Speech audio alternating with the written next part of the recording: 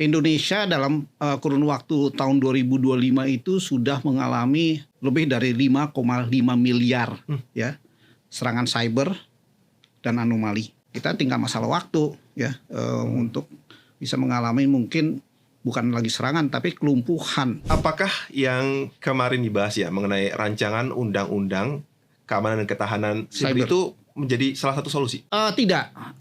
RUU KKS itu dibuat karena memang melihat perkembangan zaman. Tapi tidak ada pengaturan ya mengenai bagaimana kita mengelola risiko yang ada. Ya. Dan itu kita temukan ada 22 titik buta yang tidak atau tidak mungkin belum terpikirkan. Di balik semua serangan cyber itu pasti ada kegiatan-kegiatan lain yang terselubung. Salah satunya kalau bicara ransomware ya, peretasan, itu pasti di balik itu ada yang namanya pencurian data. Membuat undang-undang itu kan mahal dan prosesnya juga panjang. Nah, kenapa nggak buat sesuatu yang menyangkut kita semua ya, bukan hanya urusan pemerintah, bukan hanya terkait dengan masalah hoax ya, bukan terkait dengan masalah peretasan, bukan. Ini sudah terkait dengan keamanan negara, keamanan nasional. Kedua apa? Nyawa orang.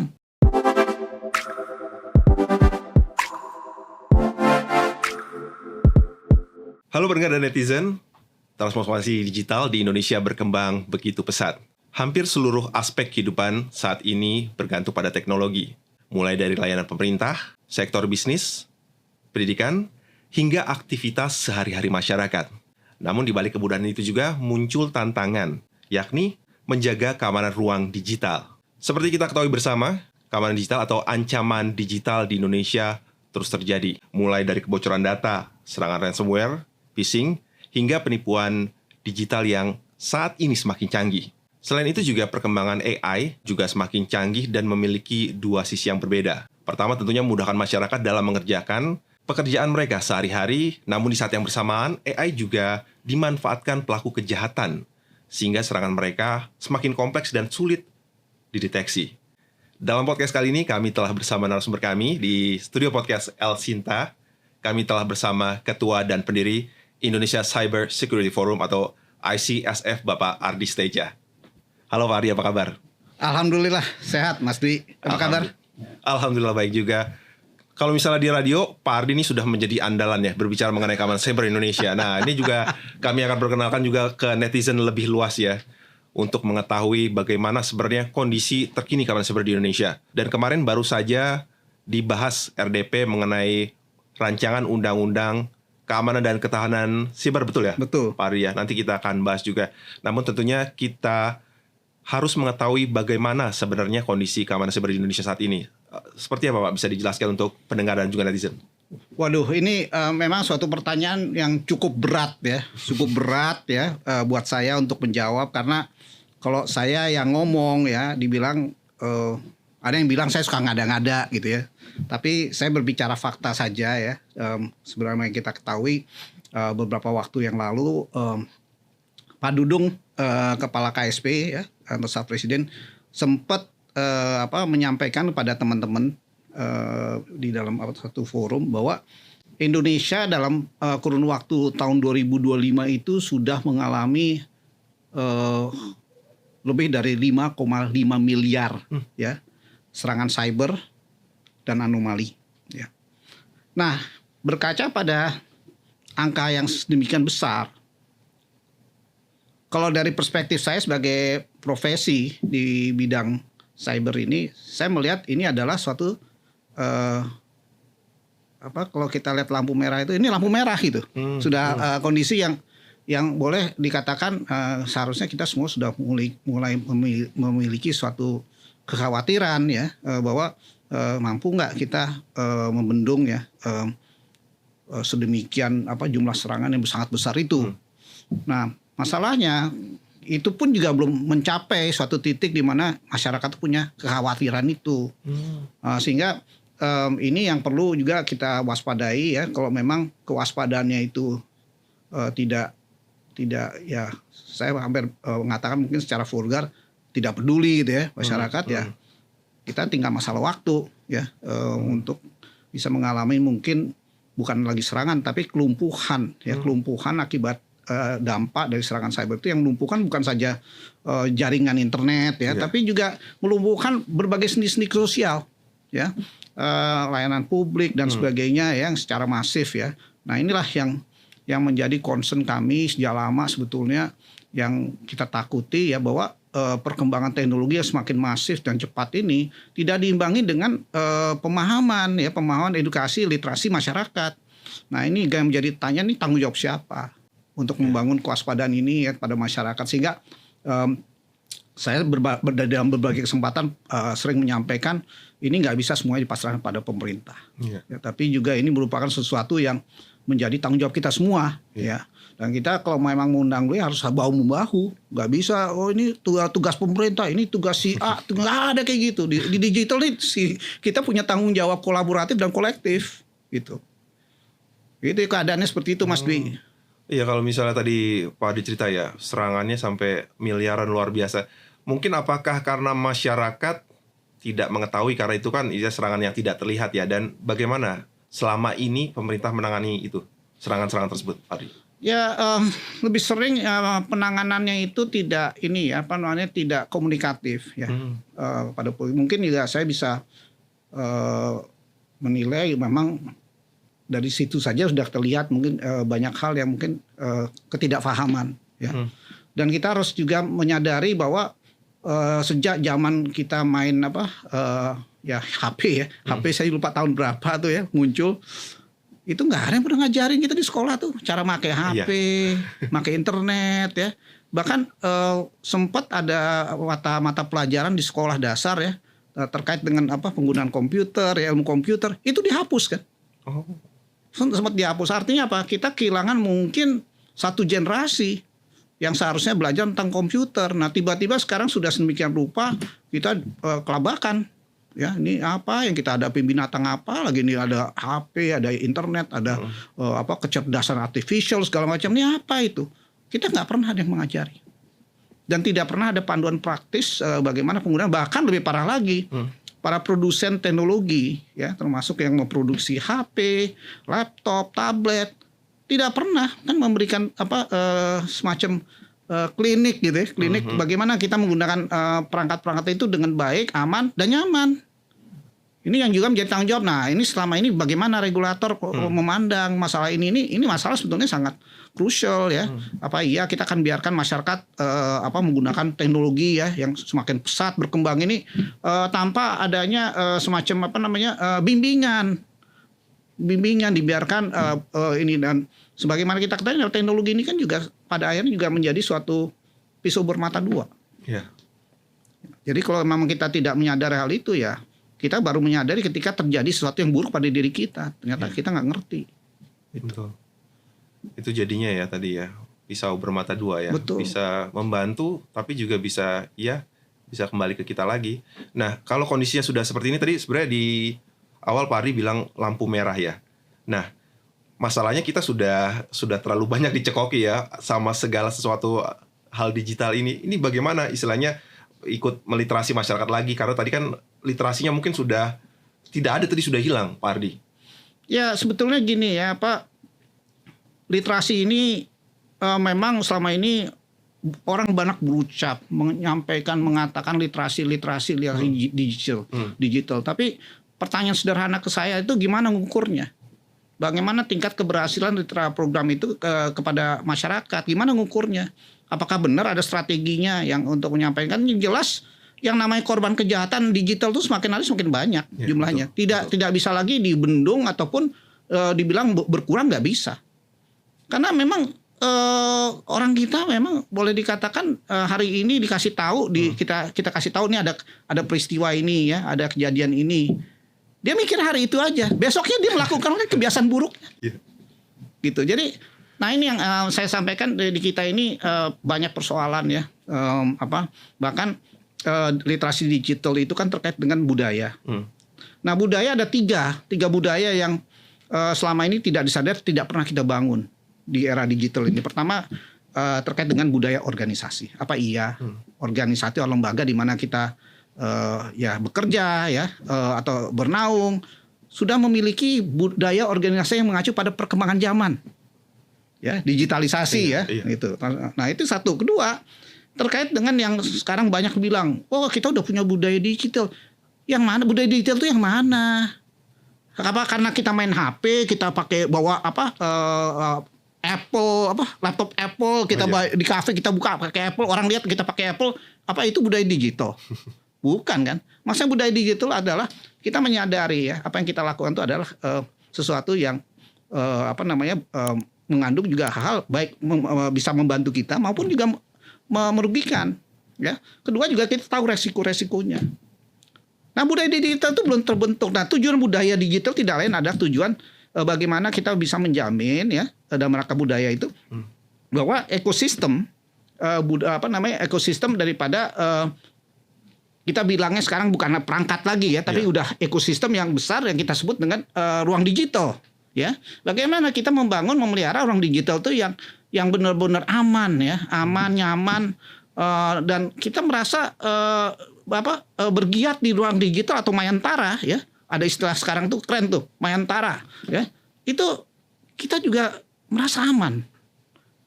Nah, itu apakah kita sekarang sudah merasa aman menggunakan mayantara? Bergiat di mayantara. Artinya apa? Budaya digitalnya belum terbentuk. Belum dibangun. Nah, yang ketiga ada lagi satu budaya yang boleh dikatakan ini juga saya kadang-kadang berpikir juga apa iya ya orang beli ini beli itu menggunakan ini, dia ngerti nggak tuh? Ini yang terkait dengan budaya risiko. Semua itu harus diukur dan harus ada pola-pola penanganan memahami risiko.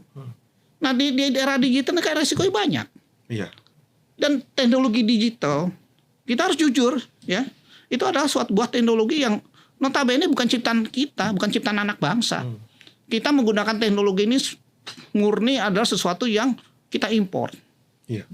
Ya, 90% perangkat teknologi kita itu masih diimpor. Kita masih bergantung pada pihak lain yang menciptakan teknologi itu. Sehingga kita juga tidak memahami bahwa apa yang kita pergunakan bahwa itu ada barang impor, kita nggak ngerti bahwa itu juga ada risiko. Nah, kalau misalnya sudah ada tumbuh budaya risiko, ya tentunya kewaspadaan kita akan lebih baik ya atau meningkat. Ya, kita bisa mewaspadai penggunaan teknologi-teknologi ini. Nah, sekarang ada nggak itu kewaspadaan itu? Sederhana ngukurnya ada nggak? Yang jelas tidak ada. Hampir tiap hari banyak orang-orang yang menjadi korban ya kejahatan digital. Itu salah satu benchmarking, belum lagi kebocoran data ya secara masif di tingkat yang lebih besar enterprise ya, termasuk juga peretasan, ransomware. Nah, itu kan masif sekali.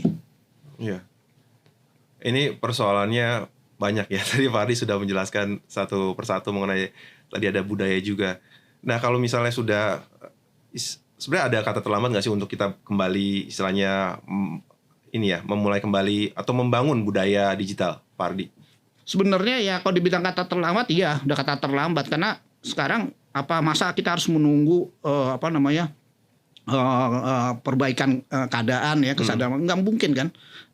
Makanya ini juga sesuatu yang saya juga jadi pemikiran kami ini juga yang generasi yang ikut menikmati ya awalnya digitalisasi di negara kita ini juga jadi pikiran gitu ya, gimana nih ya kita bisa ikut juga berkontribusi ya sumbangsi kita pada bangsa negara ini untuk bisa melindungi. Nah, tapi ya kembali lagi ini masalah masyarakat mau nggak menyadari dan mau nggak belajar bahwa terkait dengan hal-hal yang tadi saya sampaikan ya. Nah, pertama juga memang tidak ada yang mengajari lah. Ya semua itu masyarakat kita belajar secara otodidak penggunaan ini, dia bergiat ya, sampai kadang-kadang bergiat di contoh media sosial ya. Iya. Seringkali ya bergiatnya itu tidak ada batas-batas kesusilaan ya, kesopanan ya. Itu kan juga sesuatu yang aneh itu. Kok kita bergiat di dunia digital yang kita nggak kenal orangnya nggak kenal gitu, mau aja kita bergiat yang aneh-aneh gitu ya, ngomong ini ngomong itu ya. Tapi kita lupa bahwa yang namanya ruang digital atau mayantara ya itu adalah sebuah ibaratnya hutan belantara. Ya. Di mana dalam hutan belantara itu ini kalau kita bicara ruang digital atau mayantara, predatornya banyak. Kan celaka tuh. Iya. Sehingga kita bergiat ini kadang-kadang tidak sadar bahwa yang kita hadapi adalah sesuatu atau ekosistem atau lingkungan yang sebenarnya kita tidak mengenal. Ini jadi masalah. Nah, kalau dibicara terlambat, iya terlambat. Tapi mau nggak mau harus kita bangun, harus kita lakukan pembenahan, perbaikan ya, membuat strategi baru di dalam membangun literasi digital. Nggak bisa kita cuman buat program dengan sebutan literasi digital, tapi programnya apa? Strategi komunikasinya bisa nggak diukur? Tingkat pencapaiannya seperti apa? Itu yang nggak bisa diukur. Semua bicara itu. Ya kalau di pemerintah ada anggaran bisa berjalan program. Habis anggaran udah tinggalin aja. Nggak jalan lagi ya? Nggak jalan lagi. Nah itu udah gitu tanggung jawab siapa? Makanya saya bilang jangan semua dipasarkan pada pemerintah. Ya di era digital ini kita semua punya tanggung jawab. Ya kita harus berperan aktif, ikut membangun, mengedukasi dengan kapasitas masing-masing. Tapi tentunya harus ada pola. Kalau tidak ada pola, cuman mohon maaf harus sampaikan ya, asbun itu ya susah. Nah ini yang kita hadapi adalah nanti pada generasi yang menjadi generasi yang tidak terdidik ya, bahkan juga cenderung menjadi bodoh. Saya pribadi tidak mau melihat generasi penerus kita di republik yang sangat saya banggakan, dan ini menjadi generasi yang kalau lihat film-film jadi generasi zombie. Itu saya paling takut itu. Iya. Ya kita sudah, dan kita harus ingat kita punya kebanggaan tersendiri loh Mas. Ya kita ini tahun 76 ya. 76 itu kita kan meluncurkan satelit pertama, Palapa ya. Generasi A waktu itu. Nah, banyak yang tidak tahu. Indonesia tahun 76 itu ada negara ketiga di dunia yang mengoperasikan dan juga mengoperasikan dan menggunakan satelit komersil sendiri setelah Amerika dan Kanada. Nomor 3 loh di dunia. Tahun 76 loh. Kita punya kebanggaan gak sih? Iya. Salah satu pionir di dunia sebenarnya. Dunia satelit sebagai pengguna pada saat itu. Sekarang 2026 kita jadi apa? Konsumen doang. Konsumen dan penonton. Penonton ya, penonton pinggir lapangan. Nah inilah kita bangga nggak? Ada satu lagi fakta yang mencengangkan. Dan ini juga saya silakan ditelusuri ya. Ini juga saya terkejut dan baru beberapa tahun belakang ini saya juga sadari dan ditunjukkan ya oleh seorang pemandu pariwisata bahwa tahun 1934 kita udah main streaming. Yang sekarang kita sebut streaming seperti Spotify, terus apa namanya, yang brand-brand gede gitu kan, yang pada hari yang dapatkan keuntungan kan mereka. Pada tahun 1934 itu kita sudah main streaming. Apa cerita streaming di tahun 34? Jadi pada saat itu Ratu Juliana dari negeri Belanda itu dia naik takhta, terus dia kan mengundang semua kerajaan dah, termasuk Sultan ya, termasuk Sultan Jogja waktu itu. Nah, Sultan Jogja diundang untuk ikut pesta kenaikan takhta itu. Beliau mengutus putrinya Gusti Nurul untuk mewakili ya dan menari di negeri Belanda itu. Tapi kan kita tahu ya namanya kalau Jawa budaya Jawa itu nari-nari itu kan membawa rombongannya, ada gamelan dan sebagainya. Nah, itu kan nggak mungkin dibawa ke Belanda semua. Mengiringi ya tari-tari itu, sehingga lantunan gamelan itu dikirim tanda kutip ke negeri Belanda untuk mengiringi putri Gusti Nurul. Nah, proses pengiriman pakai apa coba? Perekaman audio atau gimana? Pertama direkam audionya. Pengirimannya pakai apa? Zaman dulu tuh, zaman dulu banget kita udah punya tuh. Pengirimannya apa zaman dulu ya? Pakai radio gelombang pendek, shortwave. Nah, SAW ya? Ya, shortwave, betul. Ya, jadi pakai shortwave. Nah, yang lucu lagi, yang ngirim itu ya, jadi sekarang sudah jadi lembaga penyiaran publik itu ya. Yang mengirim itu adalah cikal bakal sekarang nama Radio Republik Indonesia. Dan celakanya lagi banyak teman-teman di RRI nggak tahu itu prosesnya. Dan ini terdokumentasi di sebuah museum di Yogyakarta yang namanya Museum Ulen Sentalu. Itu ada dokumentasinya. Tahun 34 kita udah main streaming. Coba bayangkan. Sudah canggih sebenarnya ya. Sudah canggih, tapi ya itu kita tidak pandai ya memanfaatkan ya keadaan, momentum ya, hilang ya.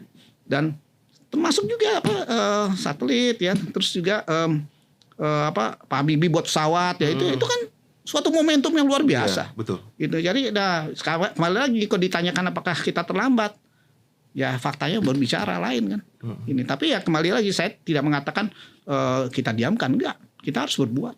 Karena ancamannya adalah kita akan menghadapi generasi penerus yang yaitu yang tidak pandai ya, cuek ya. Sedangkan generasi di luar negara-negara lain di negara kawasan kita seperti di Vietnam ya, terus Singapura, Thailand itu sudah semakin maju cara berpikirnya, perilakunya. Nah, kalau kita biarkan kayak sekarang ya kita pada akhirnya ya kita akan tertinggal. Itu apa sebenarnya yang membedakan tadi negara-negara tetangga di kawasan bisa lebih maju Pak di pemikirannya? Ya memang pemerintah peduli, pemerintah sebagai katalisnya peduli, dan mereka membina ya, membimbing, melindungi teknologi-teknologi yang mereka kembangkan. Jadi kita kan setiap bergantian pemerintah beda lagi ceritanya. Iya sih. Kita hari ini dukung, nanti berikutnya udahlah nggak usah buat proyek baru lagi. Ya seringkali terjadi apa yang kita sebut reinventing the wheel, menciptakan roda kembali.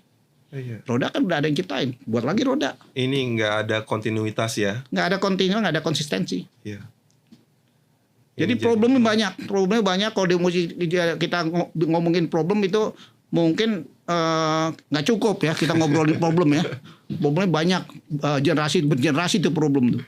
Nah, mungkin apakah yang kemarin dibahas ya mengenai rancangan undang-undang keamanan dan ketahanan siber itu menjadi salah satu solusi? Tidak. RUU KKS itu dibuat karena memang melihat perkembangan zaman. Kita sekarang sudah semakin masif menggunakan teknologi digital di berbagai lini ya, berbagai industri. Yeah. Tapi tidak ada pengaturan ya mengenai bagaimana kita mengelola risiko yang ada ya. Untuk melindungi baik bukan hanya industri ya, bukan hanya infrastrukturnya tapi juga masyarakatnya. Sehingga dibutuhkan sebuah aturan main ya yang mengatur ya, yang diberikan nama oleh pemerintah itu sebagai rancangan undang-undang keamanan dan ketahanan cyber nasional, RUU KKS namanya ya. Tapi kembali lagi kalau yang buat pemerintah tidak melibatkan industrinya, penggunanya ya, yang kita sebut dengan quad helix. Ya versi pemerintah harus kita sadari ya, mereka punya keterbatasan. Yang bermain di dunia ini kan industri. Di dunia digital ini yang bermain adalah industri, dunia swasta. Dan 75% yang namanya infrastruktur kritis ya di berbagai negara itu tidak ada dikuasai pemerintah, itu ada di swasta. Di seluruh penjuru dunia ya? Seluruh penjuru dunia. Trennya seperti itu. Nah sekarang kalau tidak melibatkan penggunanya, tiba-tiba ada aturan main sedemikian rupa muncul ya yang terjadi adalah masyarakat generasi yang terkaget-kaget. Yeah. Kaget ya, generasi yang kaget, masyarakat kaget. Habis kaget ya masyarakat yang bingung, udah nggak tahu harus berbuat apa. Itu yang sekarang kita akan hadapi ya, dan mudah-mudahan jangan. Saya sih berharap jangan terjadi, tapi kita harus sadari lah memang kita ini banyak kekurangan ya, kekurangan ketertinggalan, tapi ya kita harus juga harus berbuat untuk menjembatani jangan sampai terus-menerus kita mengalami persoalan. Yang kemarin saya juga sempat lihat juga ada statement dari Pak Ardi ya, pembahasan RUU ini jangan tergesa-gesa. Emang apakah ada kesan tergesa-gesa untuk diselesaikan, Pak Ardi? Saya menilai banyak hal yang belum tercakup di dalam rancangan undang-undang itu. Jadi proses pola pikir ya di dalam mendesain itu masih tidak mengacu pada konsep atau keadaan yang sesungguhnya, masih pada berpikir dalam konsep analog. Ini udah digital. Nah digital itu kan sekarang apalagi ada kecerdasan artificial atau AI ya. Sebentar lagi kuantum masuk. Itu tidak tercermin di situ cara berpikirnya. Sehingga kami sampaikan kepada teman-teman di Komisi 1 agar sebaiknya jangan tergesa-gesa. Kita evaluasi lagi, kita perdalam lagi. Kenapa ini harus diperdalam? Karena membuat undang-undang itu kan mahal dan prosesnya juga panjang. Nah, kenapa nggak buat sesuatu yang menyangkut kita semua ya? Karena undang-undang ini, apalagi undang-undang RUKKS ya, keamanan ketahanan cyber. Ini kan bukan hanya urusan pemerintah, ini urusan masyarakat, hajat juga orang banyak. Ada di situ dunia usaha, UMKM, dan banyak lagi. Itu nggak bisa kalau udah menyangkut kita semua ya, tolong dilihat. Ada nggak representasi kita di dalam undang-undang itu? Itu yang harus dilihat, dan itu kita temukan ada 22 yang kita sebut titik buta, yang tidak atau tidak mungkin belum terpikirkan. Nah ini makanya kita sampaikan pendapat kita bahwa sebaiknya ditinjau ulang, dibahas ulang bersama-sama. Biar kita lebih mendapatkan suatu produk hukum ya nantinya yang boleh dikatakan yang saya sebut dengan forward looking, ya, melihat ke depan. Jangan nanti setiap ada kejadian, ada insiden, kita reaktif buat undang-undang mulu. Itu yang mau biayain siapa? Jadi itu jamnya kita harus punya kebanggaan, punya undang-undang yang kita bangun, kita susun, kita pikirin bersama-sama. Itu niatnya. Gitu. Tapi ya kembali lagi ini berpulang kepada teman-teman di DPR, pemerintah, ini kan masalah proses politik. Ya, kita cuma hanya bisa menyampaikan. Nah, proses selanjutnya ya teman-teman di Senayan lah. Ya jangan sampai tadi blind spot yang disampaikan Pak Ardi di ini ya, tidak ditanggapi. Ya mudah-mudahan enggak ya, tapi saya yakin ya teman-teman juga masih teman-teman di DPR masih punya hati lah untuk melihat, menyadari bahwa ini memang ada masalah gitu. Jadi kalau dipaksakan juga ya itu kembali lagi kita akan mengalami masalah lebih besar. Ancaman juga lebih besar karena blind spotnya banyak banget. Iya, ngomong-ngomong ancaman ruang digital ini, Bapak Presiden sudah 2 kali menyampaikan mengenai AI ya, mengenai ancaman AI. Kemarin sempat disampaikan juga di KSTI ya, Saracen KSTI mengenai agent AI. Saya juga itu baru dengar ya untuk saya sendiri. Kalau mungkin bisa dijelasin ancaman AI sendiri seperti apa menurut Pak Ardi? Ancaman AI itu sebenarnya sekarang sudah masif. Ya kita nggak sadar aja ya. Yang paling utama yang kita gini, di dalam dunia cyber itu ada yang kita sebut 3 dimensi. Dimensi ancaman. Yang pertama kita lihat jenis ancaman. Kedua, siapa yang akan mengalami ancaman? Ketiga, dampak. Ya. Nah, kalau kita lihat jenisnya itu kan banyak. Ya, kalau kita sebut phishing, malware dan sebagainya, ya itu baru istilah. Ibaratnya kalau penyakit flu, ya. Phishing mungkin kayak flu gitu kita. Phishing kalau di kita kalau dunia sehari-hari kita mengenal penyakit flu. Berarti udah ada obatnya kan? Nah, di dunia cyber itu banyak bentuk serangan yang belum punya nama. Artinya belum diketahui ini bentuknya seperti apa. Karena teknologi itu berkembang pesat. Nah, bisa kebayang kalau namanya bentuk serangannya tidak diketahui, obatnya belum ada kan? Betul. Gitu. Nah, kedua di samping itu kita nih hanya melihat ya di dalam teori manajemen risiko itu ada namanya Sidney Yoshida ya. Ini kebetulan saya belajar waktu di Amerika itu dia mengembangkan sesuatu dia sampaikan ada fenomena yang namanya teori puncak gunung es. Jadi kalau di puncak gunung es itu yang kalau kita lihat gambar gunung es, pertama reaksi kita kalau saya tanya apa yang kita lihat, reaksi kita apa kita sebut kalau lihat gunung ya, apa yang kan yang pertama pasti kita lihat kita sebut puncaknya. Iya, puncaknya, betul. Artinya kita kalau memang seperti itu cara pandang kita, artinya kita baru tahu hanya 4% masalahnya dan resikonya. Sedangkan sesungguhnya di era digital ini resiko-resiko yang ada itu bukan di atas puncak gunung, bukan yang terlihat.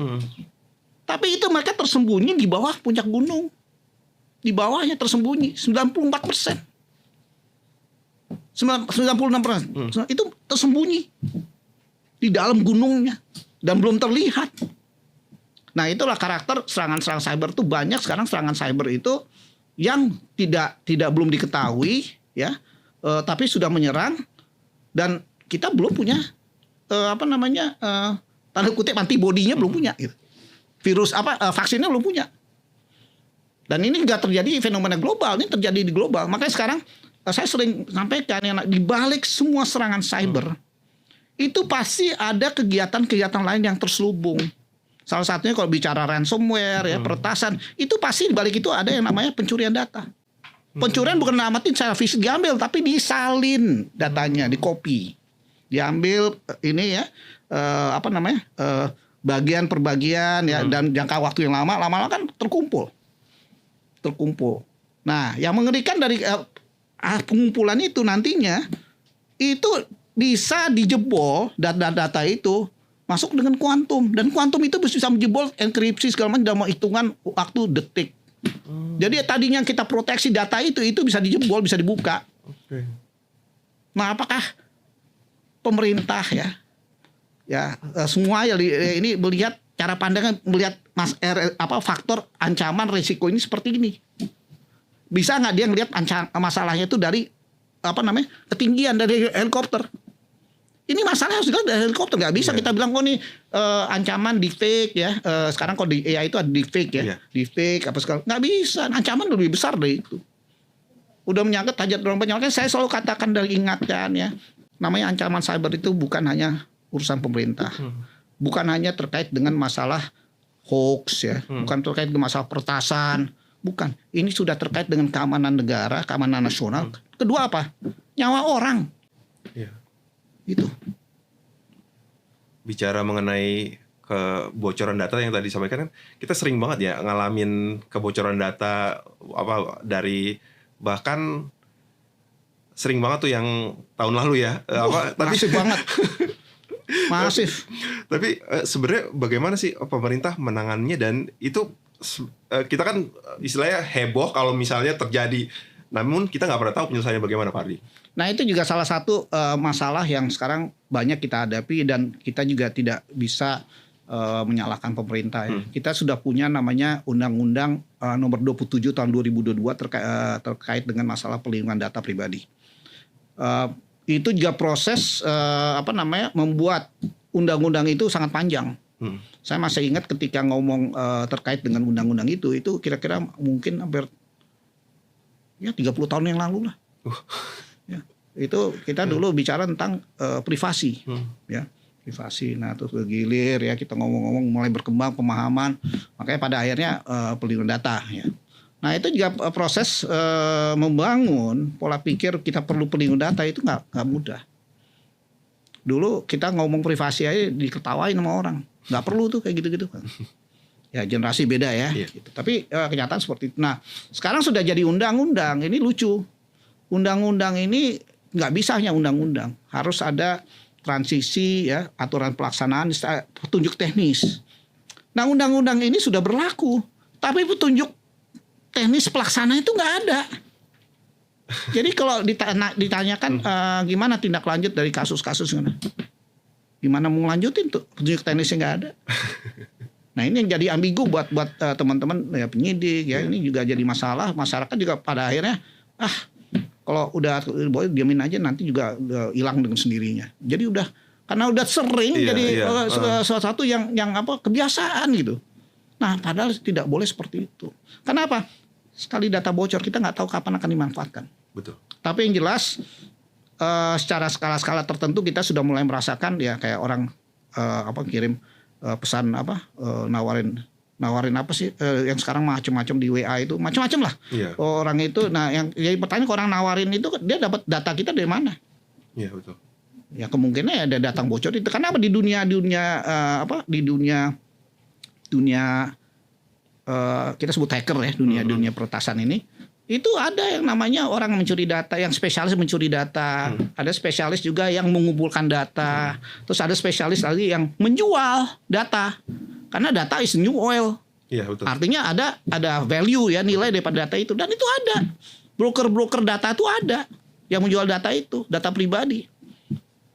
Jadi kalau ada yang mengaku-ngaku, istilah ini di dark web ya, mengaku-ngaku punya data itu kemungkinan juga hacker-hacker itu ya, Pak Ardi ya? Jadi hacker itu ada derajatnya, ada fungsi dan peran yang berbeda. Satu hacker belum tentu dia menjual. Dia mungkin juga pengepul gitu ya. Jadi ada yang jual, ada yang spesialis mengepul, ada yang konsolidasi, ada itu masing-masing punya peran. Itu, tapi ya mengerucut pada memang ini suatu organisasi yang besar, yang sangat organisir. Itu. Oke, mengenai kejahatan terorganisir tadi ya, peretas-peretas bagaimana dengan pertahanan Indonesia? Istilahnya talenta-talenta digital kita dalam dunia keamanan siber ini, Pak Ardi melihatnya. Jadi gini ya, saya mungkin akan ngusin banyak orang kalau saya menyampaikan hal ini, karena saya melihat talenta digital kita memang banyak, sangat banyak. Ya. Tapi kita harus sadari ya, dari segi jam terbang itu sangat minim. Kemampuan untuk mempergunakan komputer, programming, coding itu cukup baik. Tapi memang kita miskin, minim kesempatan untuk memberi pengalaman. Padahal sekarang kalau emang itu tuntutannya bahwa mereka itu belajar ya, terus dengan harapan akan dapat pekerjaan, salah satu yang akan ditanyakan adalah pengalaman kerja, jam terbang. Betul. Itu minim. Itu. Nah sekarang gimana? Kenapa bisa gini ya itu? Kesempatan kerja berarti kesempatan itu sangat terbatas. Kedua juga lapangannya terbatas. Yang bisa menyediakan lapangan kerja digital ya terkait dengan digital ya, itu kan nggak banyak.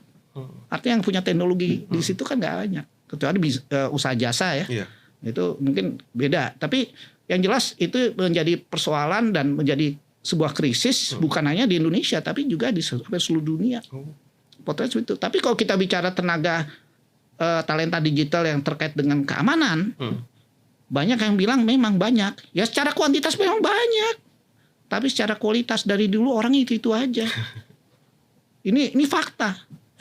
Yang punya jam terbang ya orang itu aja. Nah itu juga pada akhirnya saya dan teman-teman yang sudah lebih dulu berkecimpung di bidang ini sejak lama, kita juga menyadari kita punya salah juga. Kita tidak mengantisipasi perkembangan persoalan ini dan kita juga tidak melakukan proses regenerasi. Itu juga kita punya salah. Jadi generasi saya ini juga punya salah. Bukan kita bilang ini salah pemerintah, enggak, kita punya andil juga. Itu yang harus kita sadari. Baik. Di slideshow Pak Ardi yang saya terima juga kan ini ya, ada kata-kata cyber security is everyone business. Ini berarti kan mencakup semuanya atau seluruh masyarakat yang tadi Bapak. Betul, ya. Semua Bukan elemen hanya pemerintah tapi masyarakat dan juga pelaku usaha. Nah, ini bagaimana mendorong agar seluruhnya berkolaborasi? Nah, ini kemarin juga saya waktu rapat dengar pendapat dengan teman-teman dia di Komisi 1 ditanyakan ya, ini pertanyaan yang bagus ya. Kalau ada masalah tentunya ada jalan keluar kan. Nah, jalan keluarnya itu mau nggak mendengarkan? Karena kami di ini sebagian sudah kita lakukan secara praktek ya, dalam training itu kita udah lakukan dan memang training pelatihan ini bisa dilakukan kepada mereka yang berminat, yang memang serius berminat. Tapi kalau mereka tidak berminat, cuman datang ya terus absen gitu ya, terus habis itu berharap ada sertifikat, itu bukan itu. Kalau emang mau belajar serius lah. Tapi kalau cuma berharap datang dengan dapat apa? Dapat merchandise, sertifikat, bukan itu. Itu tidak akan menjadi sesuatu. Tapi kalau emang mau serius ya itu. Kita harus melakukan di kelompok kecil yang berpengaruh ya. Kalau kami di korporasi itu kita mengajari melatih teman-teman yang tentu punya pengaruh yang kuat di dalam organisasi ya, perusahaan ya, tentang kayak direksi ya, komisaris, itu yang kita fokus. Karena dorongan mereka ke bawah itu akan sangat powerful ya. Tapi kita harus bekali mereka. Nah, itu kita sudah lakukan. Sudah lama kita lakukan proses itu. Cuman kita, mohon maaf ya, kita tidak cerita-cerita ya strategi. Tapi ini yang kita lakukan sudah lama dan kita sudah melihat hasilnya. Akhirnya apa? Terbentuk suatu komunitas pelaku-pelaku usaha yang senior yang memang peduli. Nah, mereka lah yang menjadi agent ya, atau penyambung lidah. Masalah-masalah kita ada dan beginilah cara-cara penyelesaiannya gitu. Tapi kalau itu nggak dilakukan ya percuma. Nah kedua kita bicara kalau udah namanya seperti ini kita bicara masalah faktor kepemimpinan, leadership ya. Kalau tidak ada faktor pemimpinan yang melead ya, memimpin proses-proses ini, mustahil kita akan mencapai suatu tujuan yang sama ya, dan tidak akan efektif. Maka keterlibatan seorang pimpinan itu sangat penting. Engagement dengan ekosistem, dengan masyarakat, dengan industrinya itu menjadi penting. Baik, Pak Ardi, selain yang baru saja yang disampaikan ya kepemimpinan, kita kalau bisa bicara mengenai cyber security, biasanya ada beberapa bagian masyarakat yang istilahnya gue nggak ngaruh sama gue, maksudnya ini nggak ngaruh sama kehidupan gue dan lain sebagainya. Ini bagaimana agar istilahnya keamanan cyber ini bisa istilahnya dipahami oleh seluruh masyarakat ya, entah dia menengah atau bawah, istilahnya bisa paham akan pentingnya keamanan cyber. Pak Ardi, silakan. Makasih Mas Dwi. Ini suatu pertanyaan yang sering kali ditanyakan ya. Cuman sejujurnya saya juga bingung menjawabnya. Kenapa? Karena sikap ya, perilaku ya, attitude seperti itu ternyata bukan di Indonesia aja, di seluruh dunia. Sehingga kita seringkali bingung juga menjawabnya gimana, merubah mindset ya, pola pikir seperti itu yang cuek ya. Gimana? Ya kita cuma bisa berharap syukur kalau mereka tidak mengalami insiden, mereka sadar ya. Karena tapi kebanyakan kita baru sadar kalau sudah terjadi sesuatu yang buruk pada diri kita kan. Iya, betul. Baru sadar. Pada akhirnya sudah terlambat. Nah ini memang sesuatu yang tidak mudah kita harus lakukan. Tapi kembali lagi ini bukan sesuatu yang kita harus biarin, tapi kita harus berbuat. Ya paling tidak kita punya kontribusi untuk membangun kesadaran masyarakat ya. Tapi nggak bisa cuma satu orang, dua orang, satu lembaga atau pemerintah. Ini harus menjadi suatu gerakan nasional menyadarkan masyarakat tentang bahaya di era digital. Ya, itu harus ada orkestrasi, harus ada panduan, ini ada yang gerakin. Bagaimana juga melibatkan tokoh masyarakat, tokoh agama, ya, mungkin di dalam khotbah keagamaan itu harus ditanamkan menjadi suatu budaya. Makanya 3 budaya itu perlu dibangun, tapi melalui apa mekanisme? Nah, ini yang menjadi saya kira mungkin jawaban, ya, itu bisa menggerakkan ya tokoh-tokoh masyarakat, tokoh agama bisa menjadi sebagai yang membantu menjembatani. Ya tentunya ya mereka juga harus belajar tentang digital ya. Nah ini juga tantangan juga gitu. Tapi intinya saya melihat memang tidak mudah sehingga kita perlu juga bantuan dari berbagai pihak ya. Termasuk dari media. Saya lupa media. Media itu adalah satu komponen faktor yang sangat penting di dalam membangun literasi itu. Kalau nggak ada media, udah deh susah kita. Semoga kita bisa membantu ya. Betul. Untuk juga menyampaikan masyarakat Pak. Dan saya harus sampaikan juga secara terbuka, alhamdulillah ya kita jalinan kerjasama ya, kita ngobrol dengan teman-teman media juga banyak faedahnya.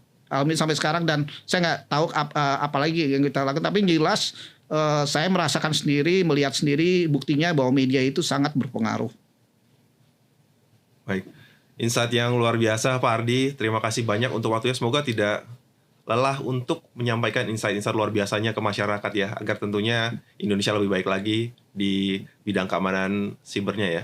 Pak Ardi, terima kasih untuk waktunya di podcast. Sama-sama dengan senang hati ya. Mudah-mudahan kita bisa bercerita lebih panjang lagi. Tapi yang jelas saya ucapkan terima kasih pada Mas Dwi dan tentunya El Sinta, dan tentunya tidak lupa siapa pendengar dan pemirsa El Sinta tercinta. Terima kasih. Terima kasih. Pendengar, demikian tadi Ketua dan juga pendiri Indonesia Cyber Security Forum atau ICSF, Bapak Ardi Suteja. Saya Di Suwanto, pamit dari podcast El Sinta. Kita jumpa lagi di lain kesempatan.